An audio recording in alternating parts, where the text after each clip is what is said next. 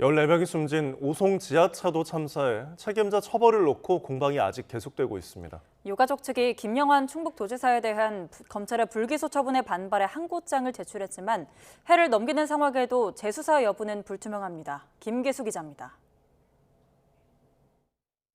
지난 2023년 7월 충북 청주 궁평이 지하차도가 침수되면서 14명이 숨진 오송 지하차도 참사.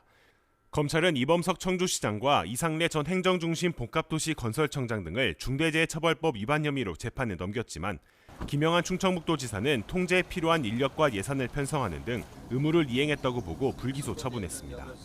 이에 참사 유가족들은 불기소 처분을 받아들일 수 없다며 지난 2월 대전고등검찰청에 항고장을 제출했습니다. 도로에 대한 책임도 충청북도 때도 책임이 있다라고 판단을 해서 그 부분에 가장 큰 책임자가 이제 도지사이기 때문에 저희가 이제 항고를 하게 된 거죠. 새 정부 출범 이후 진행된 국회 국정조사에서 김 지사에 대한 책임을 물어야 한다는 내용이 담긴 결과보고서가 채택됐고 국회에 출석한 당시 노만석 전 검찰총장 직무대행도 관심을 가지고 지켜보겠다고 하면서 재수사에 대한 관심이 높아지기도 했습니다.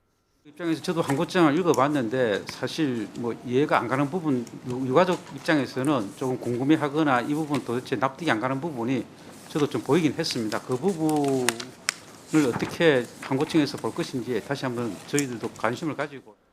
하지만 유족 측이 항고장을 제출한 지 10개월이 지났고 해마저 넘길 수 있는 상황에도 좀처럼 재수사 여부는 나지 않고 있습니다. 중대시민재해 혐의가 적용된 첫 사건인 만큼 검찰 측은 신중하게 접근하고 있는 것으로 알려졌습니다. 중대재해처벌법 위반 혐의로 유족들에게 고소된 기관장 가운데 불기소 처분을 받은 건 김영환 지사가 유일한 상황. 앞서 해당 혐의로 기소된 이범석 시장과 이상래 전 행복청장에 대한 재판은 내년 2월 본격적으로 진행될 예정입니다. YTN 김기수입니다.